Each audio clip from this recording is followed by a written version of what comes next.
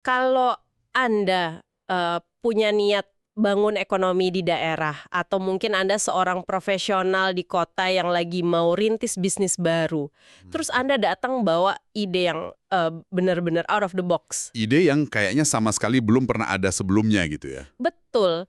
Kalau kata data statistik real di tahun 2026 ini, bersiaplah untuk bangkrut. Wow, itu fakta pembuka yang cukup pahit ya. Sangat pahit. Karena kan selama ini sejak kita di bangku sekolah sampai masuk ke dunia kerja korporat, ada satu mantra yang terus-menerus didoktrin ke kepala kita. Kalau mau sukses, harus mikir di luar kotak. Harus beda. Tepat sekali, Anda harus ciptain disrupsi pakai sesuatu yang sama sekali asing. Tapi, gimana kalau mantra itu sebenarnya adalah tiket emas menuju kehancuran finansial? Nah, ini premis yang bahaya banget kalau nggak dibahas. Makanya, selama datang di sesi eksplorasi mendalam kita hari ini, sesi ini dirancang khusus untuk Anda yang selalu haus akan wawasan baru, tapi nggak mau terjebak tsunami informasi yang panjang lebar. Ya, kita langsung ke inti dagingnya saja. Setuju. Hari ini kita punya panduan utama, sebuah opini tajam dari portal berita Desa Merdeka tertanggal 25 Maret 2026, ditulis oleh jurnalis Dian Purnama Putra. Judulnya saja sudah lumayan menampar loh. Bener banget, judulnya Bukan Ide Gila, Rahasia Cuan Pemuda Desa 2026.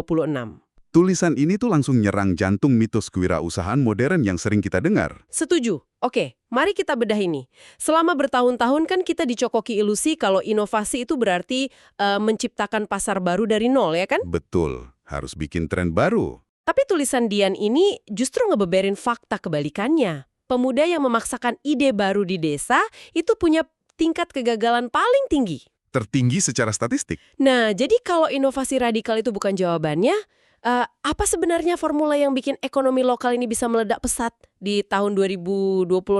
Yang memukau di sini adalah pergeseran paradigmanya.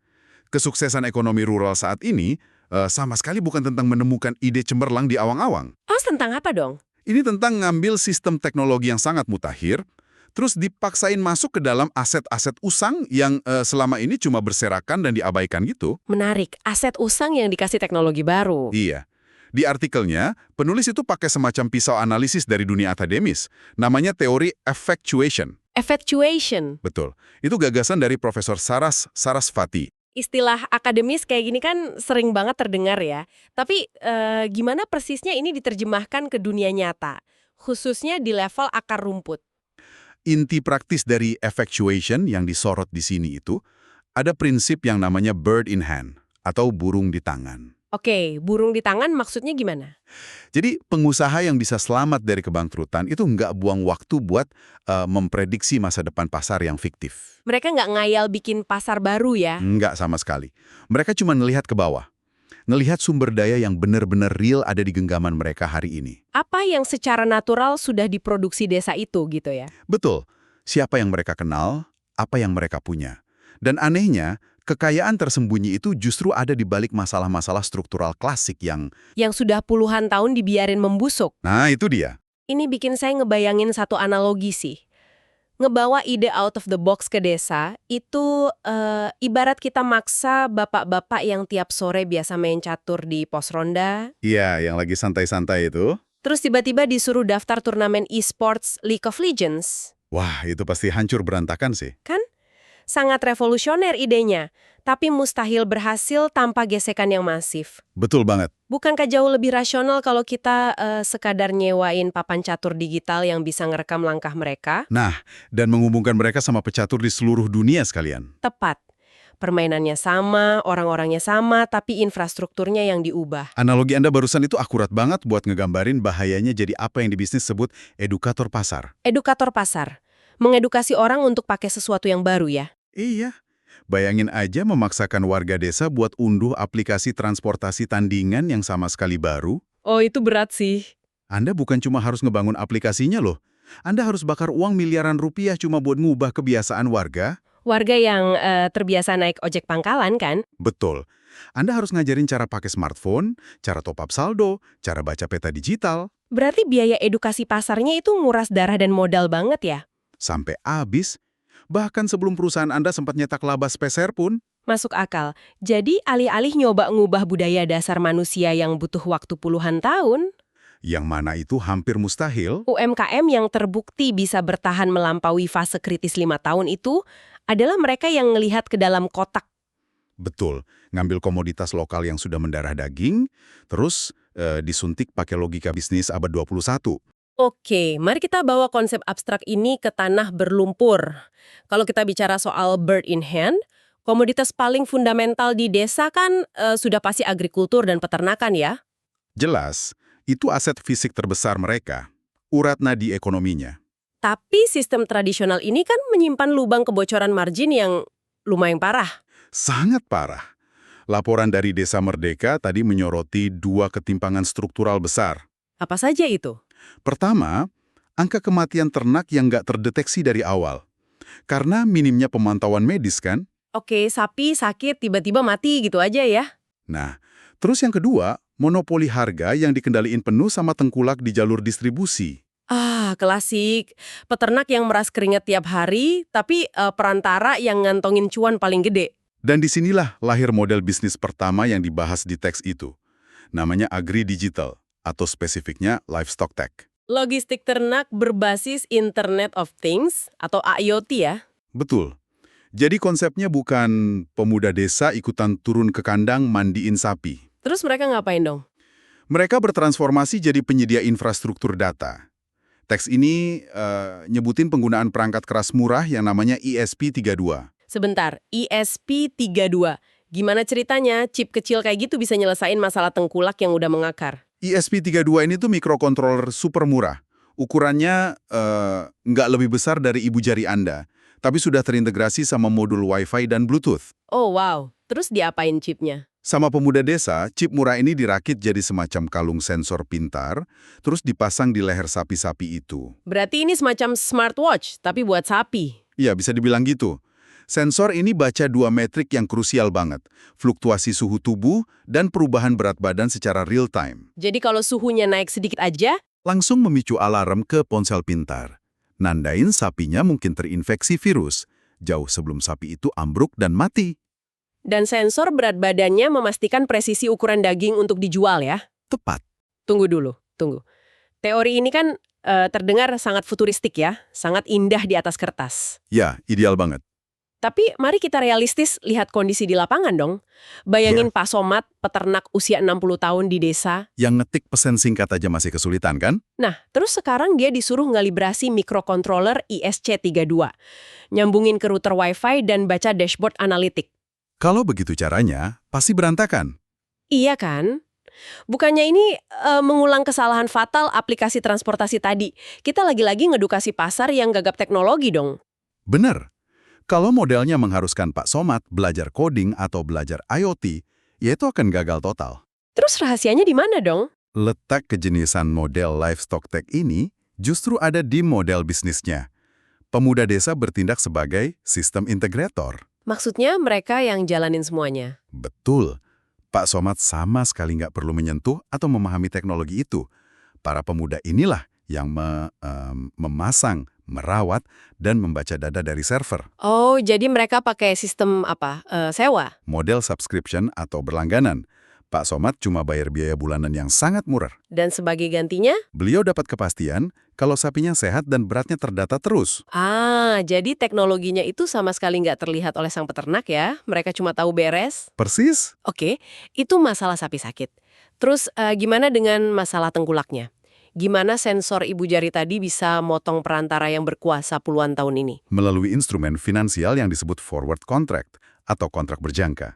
Gimana tuh cara kerjanya di level desa? Ini dimungkinkan karena sekarang datanya valid. Dulu, restoran besar di Jakarta itu nggak mau beli langsung dari peternak. Karena ukuran sapinya nggak standar ya? Iya, dan nggak ada jaminan pasokan. Makanya tengkulak masuk buat ngambil risiko itu. Dia beli murah dari peternak, jual mahal ke restoran. Masuk akal. Terus sekarang setelah ada sensor, Dengan data berat badan hewan yang valid dan terpantau real-time dari aplikasi, pemuda desa ini bisa buka semacam sistem pre-order. prapesan, kayak pesan makanan di aplikasi gitu. Mirip, restoran di ibu kota bisa ngunci harga pembelian sapi buat perayaan Idul Adha 6 bulan dari sekarang. Wow, padahal sapinya mungkin masih berupa anak sapi ya? Betul, karena pertumbuhannya terdata, restoran berani bayar di depan. Hasilnya, peternak dapat harga jual langsung yang jauh lebih tinggi. Tanpa dipotong tengkulak. Restoran dapat jaminan pasokan. Dan pemuda desanya, mereka dapat margin dari biaya langganan sistem dan komisi transaksi. Itu eksekusi bisnis yang luar biasa cerdas sih. Kayak pesan catering berbulan-bulan sebelumnya dengan kepastian kualitas. Dan budaya desanya nggak ada yang diubah sama sekali. Pak Somad tetap ngadit rumput seperti biasa. Tapi di balik layar, lapisan datanya mendisrupsi seluruh rantai pasok. Tepat. Oke, kalau IoT tadi bisa nyelamatin aset bernilai kayak ternak, mari kita geser fokus kita ke kebalikan dari aset bernilai. Sesuatu yang nggak ada harganya sama sekali ya. Betul, kutukan fisik di setiap pemukiman manusia, yaitu tumpukan sampah limbah organik pertanian dan rumah tangga. Wah, ini biasanya murni cuma jadi beban lingkungan dan masalah bau sih di daerah. Benar, pengelolaan limbah organik ini kan krisis laten di daerah rural ya, seringkali cuma diselesain pakai cara bikin kompos manual. Masalahnya, bikin kompos tradisional itu makan waktu berbulan-bulan loh. Butuh lahan luas, dan nilai jual produk akhirnya sangat rendah. Nggak narik minat pemuda sama sekali ya buat dijadiin bisnis gede. Sama sekali nggak. Nah, disinilah bagian yang sangat menarik dari laporan Dian Purnama ini. Pembuatan kompos manual itu dinyatakan sudah mati suri untuk ukuran bisnis 2026. Iya, penulisnya memperkenalkan model bisnis kedua yang kedengarannya kayak fiksi ilmiah, tapi ini nyata banget. Bioekonomi ya, melalui fasilitas kilang biorefinery berskala desa. Betul, kunci utamanya itu mengotomatisasi proses pembusukan alami. Mereka pakai pasukan biologis bernama Black Soldier Fly. Atau sering disingkat BSF ya, lalat tentara hitam. Gimana persisnya lalat ini bisa ngubah sampah basah bau jadi uang? Pertama, BSF ini bukan lalat hijau biasa yang bawa penyakit itu ya. Oke, beda jenis ya. Beda. Pada fase larva atau belatungnya, BSF ini adalah mesin biokonversi paling rakus di alam semesta. Paling rakus, seberapa cepat emangnya? Larva ini bisa ngancurin berton-ton sampah sayur, buah sisa, limbah pertanian, cuma dalam hitungan hari, bukan bulan kayak kompos biasa. Wow, cepet banget. Terus hasil akhirnya apa? Saat mereka rakus makan sampah organik itu, tubuh larva ini kan membesar ya, Iya. dan tubuh mereka dipenuhi oleh protein serta lemak hewani bermutu sangat tinggi. Oh, jadi larvanya sendiri yang jadi produk akhirnya? Betul, proses kimiawi natural ini ngehasilin pakan ternak dan pakan ikan alternatif. Yang kualitasnya konon setara atau bahkan lebih baik dari tepung ikan impor, ya? Tepat sekali. Mengganti tepung ikan impor dengan larva dari tumpukan sampah desa.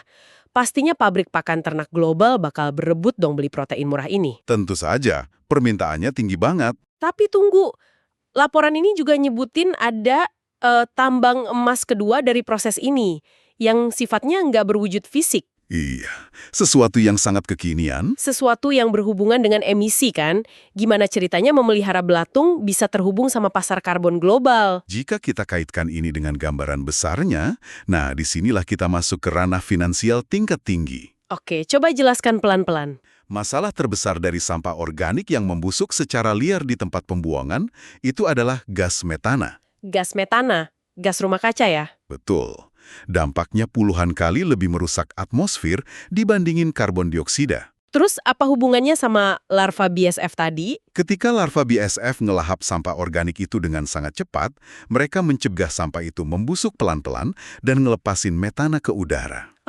Jadi metananya nggak sempat terbentuk ya? Persis. Karbonnya justru dikunci di dalam tubuh larva itu, berubah jadi protein yang bisa dijual tadi. Jadi karena desa berhasil mencegah gas metana itu terbang ke udara, mereka bisa menghitung volume gas yang dicegah tersebut. Tepat. Fasilitas biorefinery yang canggih itu punya sensor IoT juga. Buat mengukur sampahnya. Iya, buat ngukur presisi berapa ton sampah yang berhasil dicegah jadi metana. Dan penurunan emisi metana yang terukur ini diubah jadi apa? Diubah jadi instrumen finansial yang disebut kredit karbon mikro. Kredit karbon mikro. Tapi pertanyaannya, kenapa perusahaan raksasa mau repot-repot beli kredit karbon dari sebuah desa terpencil?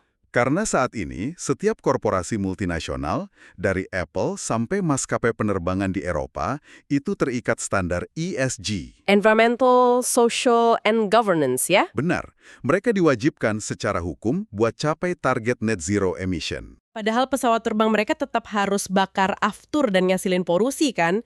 Belum bisa nol murni. Nah, itu dia. Satu-satunya cara mereka capai target ESG di atas kertas adalah dengan membayar pihak lain yang sukses kurangin polusi. Dan pihak lain itu adalah pemuda desa dengan fasilitas lalat BSF tadi. Tepat, mereka beli kredit karbon mikro dari desa ini, Ini murni alkimia modern ya. mengubah sampah jadi emas. Mari kita resapi prosesnya sejenak buat Anda yang mendengarkan. Anda berdiri di depan tumpukan sampah pasar yang membusuk, berair, bau. Menjijikan lah pokoknya. Terus Anda masukin belatung BSF, ukur prosesnya pakai sensor pinter, tiba-tiba tumpukan sampah harfiah itu terpecah jadi 2 aliran pendapatan global. Luar biasa kan? Satu wujud fisik berupa ekspor pakan protein, satu lagi wujud tak terlihat berupa sertifikasi ESG yang dibeli mahal sama korporasi internasional. Memecahkan masalah paling kotor di desa pakai uang dari raksasa teknologi. Benar-benar luar biasa. Tapi, mari kita dorong batasan logikanya lebih jauh lagi. Silakan, mau coba skenario terburuk apa nih? Gini, skenario terburuknya, desa itu nggak punya lahan peternakan luas buat pasang IoT sapi. Oke, desa pesisir mungkin. Yah, atau daerah karang yang kering. Jadi volume limbah sampah organiknya juga terlalu sedikit buat ngebangun fasilitas BSF tadi. Berarti aset fisik mereka nyaris nol ya? Nyaris nol. Gimana kalau satu-satunya aset terbesar yang mereka punya itu sama sekali nggak berwujud, melainkan cuma warisan tak benda dari leluhur? Kayak budaya, ritual, atau seni tekstil gitu ya? Betul. Apa yang bisa dilakuin pemuda desa ini? Ini bawa kita pada model bisnis ketiga di laporan itu. Yang menurut saya mungkin lompatan paling visioner. Namanya Heritage Hub. Heritage Hub, pusat warisan ya? Ya, biasanya kan respon instan sebuah daerah kalau mau monetisasi budaya tuh bikin kerajinan tangan massal kan? Bikin ribuan patung kayu, nenun kain, bikin gelang manik-manik buat dijual ke turis. Masalahnya, bikin barang fisik itu selalu kebentur sama hukum gravitasi ekonomi yang paling kejam. Apa itu? Biaya logistik. Ongkos kirim. Betul. Bayangin, waktu seorang pengrajin tenun di desa berhasil jual kainnya seharga Rp500.000 ke pembeli di Paris atau New York, Biaya ongkos kirim antar benuanya bisa nyampe Rp1.000.000 lebih kan? nah, margin keuntungan si pengrajin habis nggak bersisa cuma buat bayar kurir. Atau harga akhirnya jadi sangat nggak rasional buat pasar. Hambatan logistik itu yang nahan ekonomi kreatif pedesaan selama berabad-abad ya? Betul. Makanya solusi yang ditawarin di ekosistem 2026 ini tuh sangat radikal. Berhentilah menjual barang fisik sama sekali. Terus jual apa?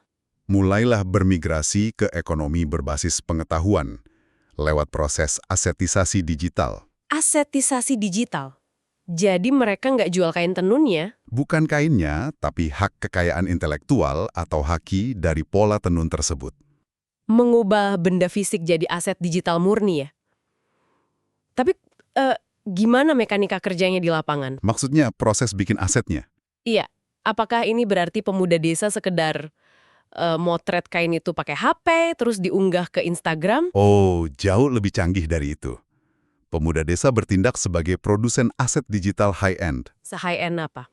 Mereka pakai kamera resolusi video 4K, ultra high definition, buat merekam motif kain kuno, atau ngerekam gerakan tarian ritual sampai ke detail mikroskopis. Wow, berarti produksinya serius banget ya? Banget. Mereka juga pakai mikrofon high-res audio buat nangkap suara alam endemik atau nyanyian tradisional. Buat apa resolusi raksasa kayak gitu? Itu mutlak diperluin biar aset digital tersebut menuhin standar industri kreatif global. Oke, jadi setelah aset budaya ini berubah jadi file digital premium, kemana mereka jualnya? Mereka distribusikan ke platform stock footage global atau langsung dilisensikan ke jenama-jenama fashion dan production house besar di dunia. Bisa kasih contoh praktisnya nggak? Misalnya gini, sebuah brand fashion ternama di Milan lagi nyari inspirasi koleksi musim semi. Oke. Mereka kan nggak butuh kain fisiknya dikirim dari desa. Mereka cuma butuh file desain motif resolusi tinggi buat mereka cetak massal di pabrik mereka sendiri di Eropa. masuk akal. Jadi mereka bayar royalti. Betul, bayar royalti lisensi eksklusif ke desa pemegang haki tersebut. Dan ini secara absolut memecahkan masalah gravitasi ekonomi tadi ya. Bener banget. Biaya buat ngirim sebuah file PDF atau video 4K via Shurel ke pusat mode di Eropa itu adalah 0 rupiah. 0 rupiah. Nggak ada ongkos kapal kargo, nggak ada bea cukai fisik, nggak ada asuransi barang hilang. Margin keuntungan yang selama ini dirampas oleh rantai pasok fisik, kini 100% masuk ke rekening bank di desa. Tambang digital yang menunggangi rasa lapar industri global akan keaslian kultural. Mengemas warisan leluhur pakai infrastruktur abad 21 tanpa menggerakkan satu benda fisik pun. Ini adalah purwarupa paling sempurna dari teori bird in hand tadi. Benar, memanfaatkan apa yang sudah mengalir di darah desa mereka sejak ratusan tahun dan menjadikannya komoditas global tanpa ongkos kirim. Luar biasa kan? Kalau kita tarik benang merah dari seluruh anatomi ekonomi yang kita bedah hari ini, ada satu sintesis besar yang bersinar sangat terang. Data bertemu kearifan lokal. Tepat. Itulah formula absolut kemandirian ekonomi di 2026. Kita udah lihat gimana mikrokontroler murah mutus rantai tengkulak sapi. Kita juga lihat lalat BSF ngubah tumpukan polusi busuk jadi sertifikasi ESG bergengsi. Dan kamera 4K mendobrak tembok ongkos kirim internasional untuk budaya lokal. Ketiga model ini ngebuktiin satu hal secara telak. Kuncinya bukan nyari ide gila di luar sana, tapi kecerdasan baca apa yang ada di dalam kotak. Dan merakitnya ulang pakai teknologi yang tepat. Betul. Jadi, apa makna dari semua ini untuk Anda? Dimanapun Anda berada saat ini. Entah Anda lagi baca laporan di gedung pencakar langit, rintis startup teknologi, atau merancang program daerah. Teori effectuation, ini harusnya menantang fondasi berpikir Anda. Betul. Coba refleksikan di pekerjaan Anda sendiri. Aset lama apa yang tergeletak di sekitar Anda? Masalah sekotor apa yang selama ini Anda anggap cuma sebagai beban? Sesuatu yang mungkin cuma butuh satu sentuhan sistem modern buat meledak jadi nilai finansial yang masif. Jangan-jangan disrupsi yang Anda cari-cari ke ujung dunia itu, sebenarnya lagi Anda injak tiap hari. Ini memunculkan satu pertanyaan penting sih, sekaligus peringatan yang lahir dari model asetisasi digital tadi. Peringatan soal apa? Jika model Heritage Hub ini diadopsi secara masif, kalau setiap pemuda desa hari ini mulai ngelisensiin rekaman 4K dari ritual suci leluhur mereka dan jual hak cipta motif kain ke korporasi asing, Demi distribusi tanpa ongkos kirim tadi kan? iya, di masa depan nanti, saat semua file sudah pindah tangan, siapa yang sebenarnya memiliki kedaulatan atas identitas budaya tersebut? Wah, Apakah para tetua adat yang melahirkan tradisi itu dengan darah dan keringat selama berabad-abad? Ataukah dewan direksi korporasi di benua lain yang kini memegang sertifikat legalnya di atas kertas? itu pertanyaan yang akan terus bergema ya, di persimpangan antara pelestarian tradisi dan privatisasi budaya. Sangat mendalam. Apakah kita sedang menyelamatkan peradaban lokal? Atau justru lagi ngejual ruhnya secara eceran ke pasar global? Silakan dipikirkan. Kita akan biarkan pertanyaan besar itu menggantung untuk Anda renungkan malam ini. Teruslah periksa apa yang ada di dalam genggaman Anda dengan mata yang baru, dan sampai jumpa di sesi eksplorasi kita berikutnya.